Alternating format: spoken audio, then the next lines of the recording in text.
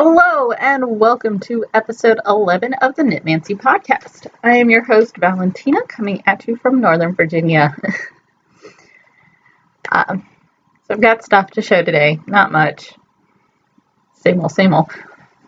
But before we hop in, I will go over my social medias and then we'll start with what I managed to finish this week and then move into our works in progress. And then some chit-chatty stuff. I have an interesting topic to talk about this time. So you can find me on social media as Middle of the Madness on Instagram and Knittermancer on Ravelry. There is a group page for this podcast on Ravelry as the Knitmancy Podcast under the Groups tab. Hey, cool. So as I said, we will start with what I've managed to finish this week, which...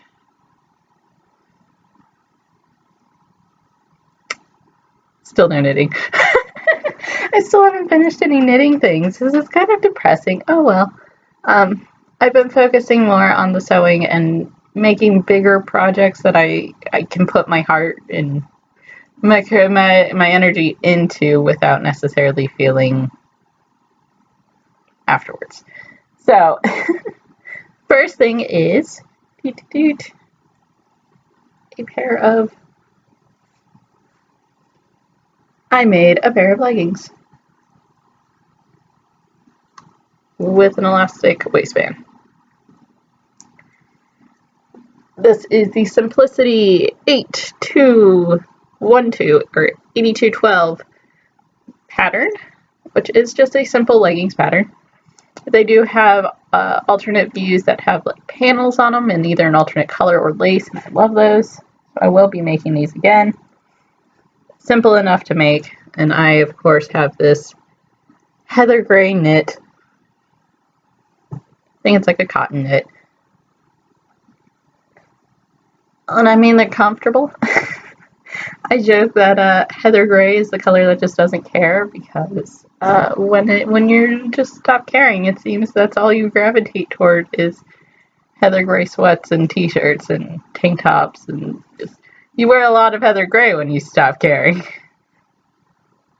But there's nothing against that. Sometimes we all have days where we don't care.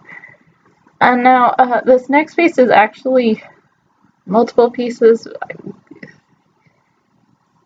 The finishing, the actual project itself is at like 85-90% completion, maybe more, which is enough for me to say, yeah, it's done. I just got a text. Set my phone there. So I'll actually show all of the pieces together. I talked about this last week on the podcast because grab my buddy here again. I am making the costume for Wrench from Watch Dogs 2. And so I know last week I showed off the vest and I had quite a bit done on the vest. I'll actually reach and grab something else because I'll add that in too. But I have more done, as I said. So I'll show all of that. Because in reality, just because I finished one thing for it doesn't mean I finished the whole thing. But at this point, this costume is finished enough that I would not feel bad for wearing it to a convention or out for Halloween or whatever. They're still finishing things that should be done, but, you know, it's not the end of the world. So let's go with the very basic of, I do the iron-ons, I give up. There's a time and a place for embroidery, there's a time and a place for painting things on, there's a time and a place for screen printing, pretty sure that's what it's called. But when in doubt, I just iron on. It's simple and anyone can do it. It generally is not going to cost you an arm and a leg, and you don't have to learn anything different. You read some instructions, you take your sheet, you follow your instructions, and then you have a thing. So I do have his shirt, which, not gonna lie, I bought the actual hoodie shirt thing off of Amazon and put a iron-on on. And I don't feel bad for doing it. work hard, or work smart, not hard, right? Piece 2 isn't going to seem like much, but I'll show it anyway. I have a little face mask covered in spikes. Because, yep, see, it's got a little face mask. So I've done the actual bottom half face mask part. Because I do actually have ski goggles that are going to be the top half. We just need to attach all the parts, and I need to make the actual little emote part.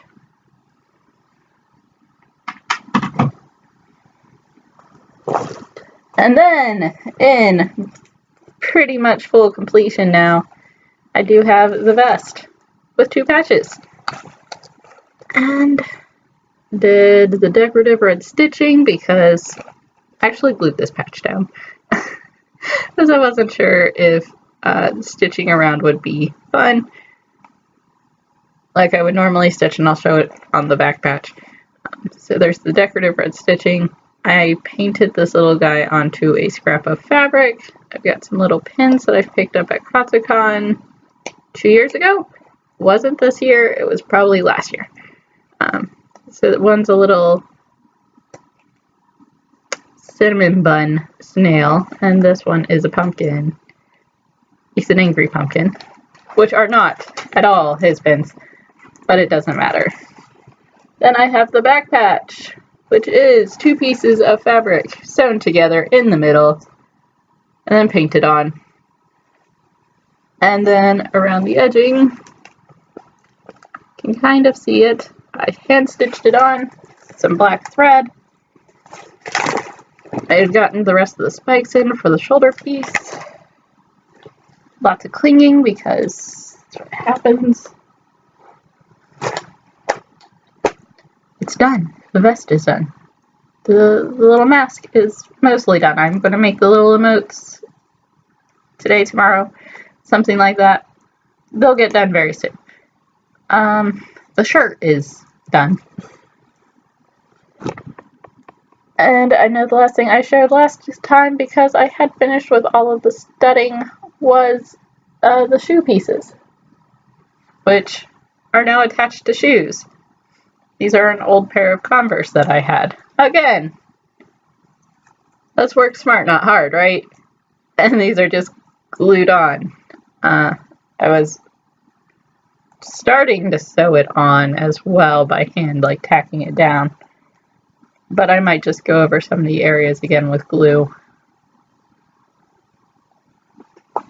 Here's one unlaced. Here's one laced.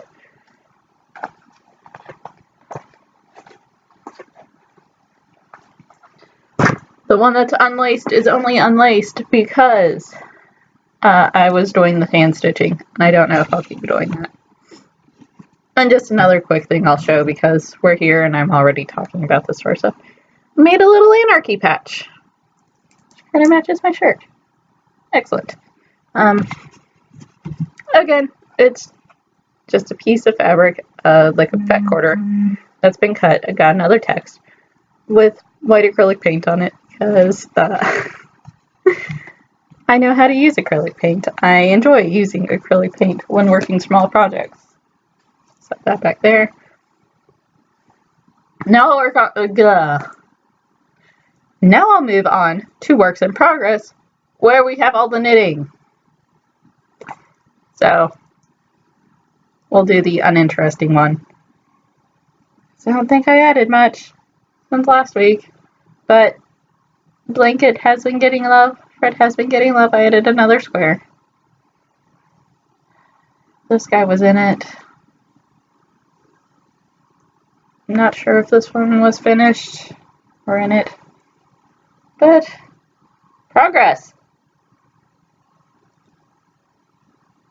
Yeah, so when I finish this up, we'll be 7 by 7. As I said, my goal is like 20 odd squares by 20 odd squares. So it'll be at least 6 by 6. Yeah, 24 squares. It is 24 squares. Because I've realized that 3 of these equals like a foot-ish, sort of. Yeah, about. From wrist to elbow, this is roughly a foot. Roughly. So there's him. There's Fred. I keep getting text from Sean.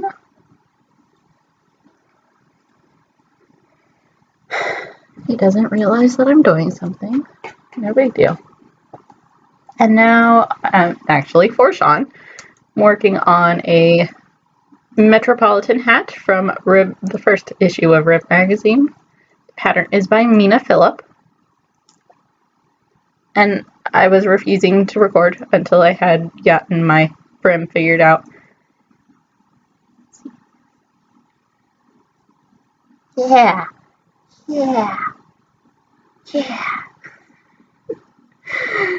So I do have the brim figured, I do have the brim done and joined, and the first row around, the increase round done. So next I move on to the actual pattern onto it. This, I'm also going to make the cowl because I have a lot of this Knit Picks City Tweed DK left over. I'm going to make the cowl as well for him as a Christmas present, which he already knows he's going to get for Christmas because some people are hard to knit things for.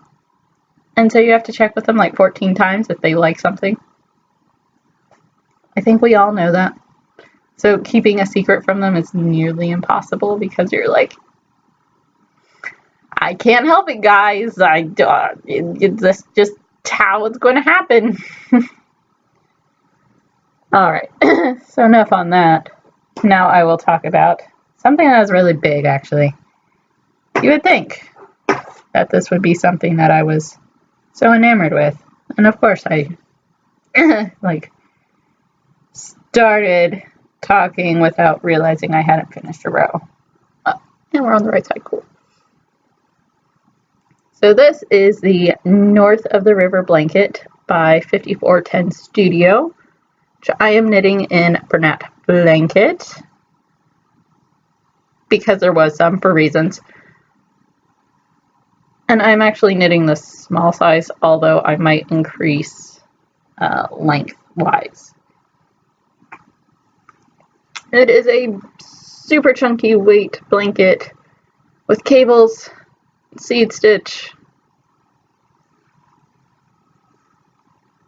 My cat loves it. She wants it to be hers, and she's more than welcome to have it, so I might just go the actual size that it says to and let her have it. No big deal. People with cats understand. Cats just take. At some point you're just like, okay, it's yours. You can have it. And just checking, making sure I've not forgotten my brain, essentially. I don't think I have anything else to mention. So if that's all you were here for, excellent. Thank you for watching. You are more than welcome to click off. But again, I do short episodes, so either way. And now I'll talk about some chit-chatty stuff. I still don't do anything interesting in life, so there's nothing really to worry about. But I wanted to talk about being pro-consumer. And I'm not saying that I'm like, oh yes, people need to go out and buy all the things, because that's not necessarily true.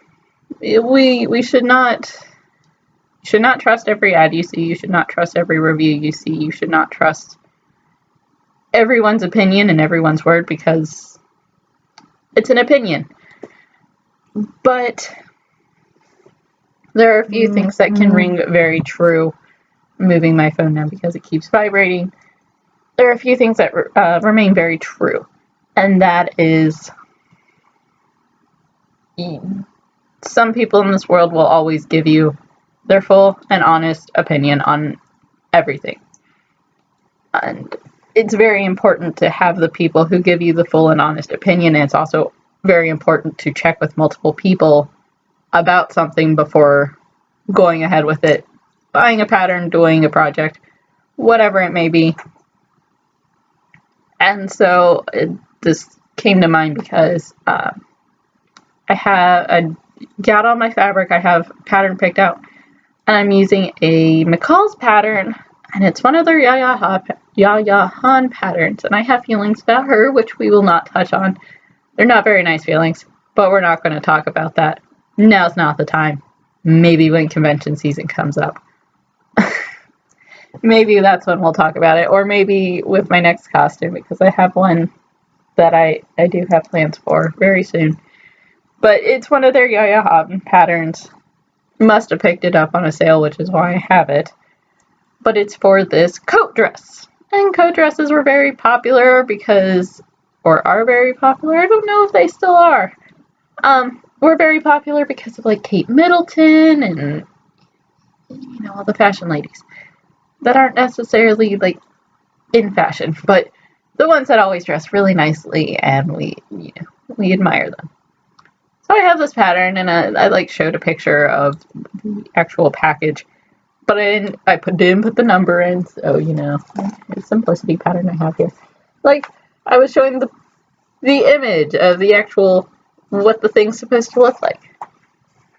The samples, there we go, that they have on the front. Well, they only have one sample in it. And I didn't want to share the number because already I've opened it up, I've looked at it. Right after this, I'm going in there and I'm going to cut out or trim down a lot of the tissue paper around the pattern pieces, as well as laying it out, getting it ready to fully be cut and then sewn and all that. But had to go to Joann's to get extra fabric because I was trying to use up a bunch of scraps that I had from the vest and all of the faux leather things I've had to do here, as well as this big, beautiful, heavy woolen cloak that I made a couple of years ago.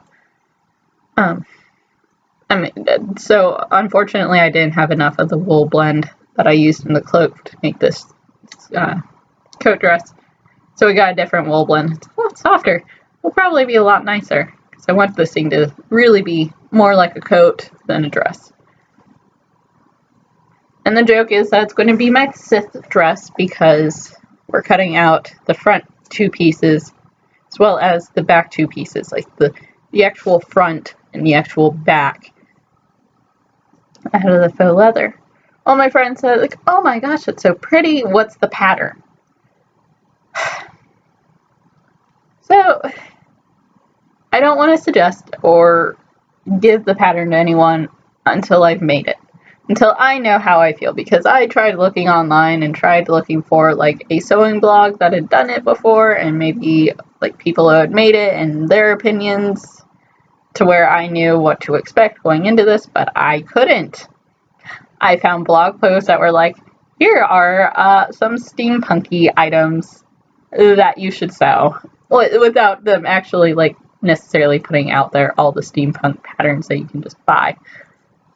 And so it's been a kind of an interesting thing, because I'm like, I'll tell you what someone calls pattern.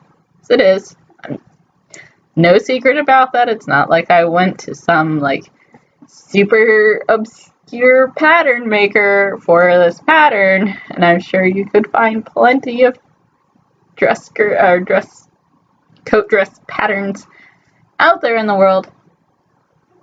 But I was not going to tell her, here is the number, here is the pattern, because it first calls for you to do a bust measurement, but you need to find your cup size. And if you've ever been fitted for a bra, or you've made a bra, or anything that requires your cup size, you probably know your cup size. And I actually size out of that. Oops. So we're going with the largest cup size. These patterns always have a little bit of built-in positivity, so I should be fine. Should be fine going with the D instead, because I had double D instead. Oops. Oh well. But, and then you also have to choose your actual size, and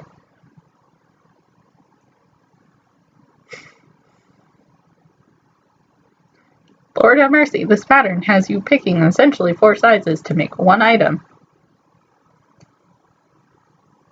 And some of the instructions aren't necessarily clear on what you're doing, and then, like, there was a hunt to find some horsehair braid, and then couldn't find that, so we found instead some really heavy-duty kind of netting with the tulle and netting sort of stuff, and that's going to work for our poof at the bottom. Because Joann's doesn't come, my Joann's anyway, does not carry these things. And 1 second, there's going to be a soda can opening. Okay. I need a drink.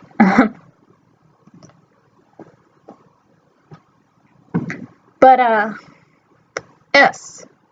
Knowing this and knowing that she does a lot of, I'm gonna make this thing, and then I never see a status update. Like with French, I was sending out status updates for everyone who even remotely cared. And so, like, everyone could see that I was making progress. Oh, my friend, she shoots for the stars, and bless her soul. She shoots for the stars, and she's like, oh, yeah, I have enough time between now and Katsucon in February to make this outfit, or to make these 2 outfits, and we're still in college. We don't go to the same school, but she still has classes. Monday, Wednesday, Thursday, Friday.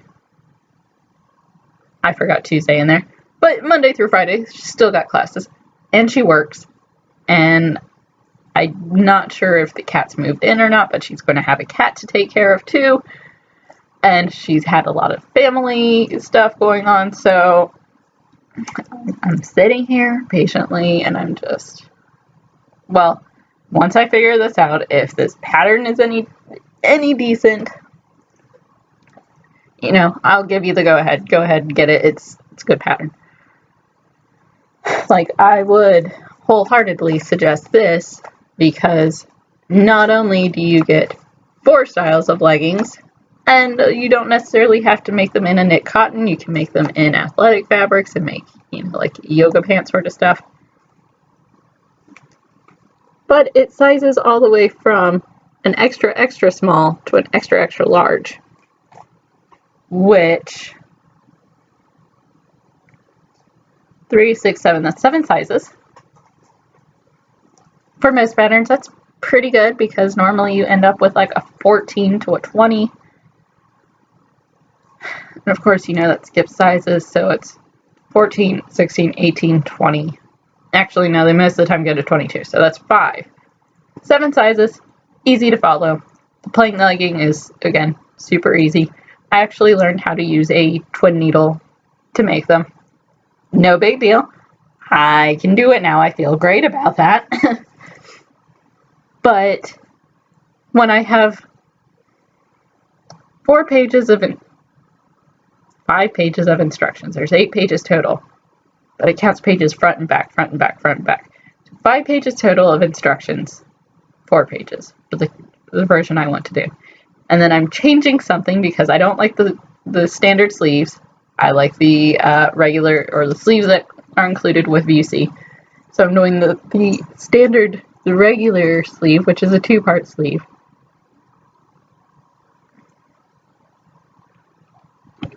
Yeah. I'm not going to suggest a pattern like this to anyone until I've done it and I can say wholeheartedly, yeah, okay, this is fine. No big deal. But this is the same thing that you would look for if you're going to buy, say, an expensive makeup product. Is this expensive makeup product any good? You check like 14 reviews.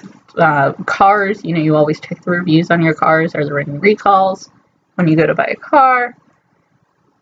Anything that you're investing a lot of money in, you generally want to see how easy it is to make. Of course, you're going to suggest somebody an easy sewing pattern because you're like, this is so easy. You can do it in a day. I sewed up those leggings. From cutting out the pattern to finished legging, it was about 3 to 6 hours. 3 hours, I think. 3 or 4 hours. It wasn't a whole lot of time. Anyway. But this is something that needs to be considered. Because you are investing your time and your money, because you do generally have to buy fabric, but you're investing your time and your money into something you want to know, is it worth my dollars? Now, me buying a 99-cent pattern, yeah, that's worth my dollars because it's 99 cents, and, if I use it once, then I use it once. Well, at least I didn't spend 20 bucks on it, right? So moving on with all of the sewing talk, because there's going to be more, because this is what I want to do at the second. I mean, I said and I knit. Clearly, I started a hat. But my next thing, well, after the coat dress, I have a costume in mind.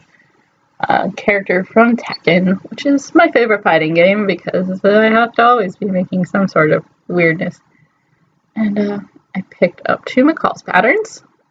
A skirt from their archive collection in 1993. It's really beautiful. The version A is just femme fatale or Russian spy.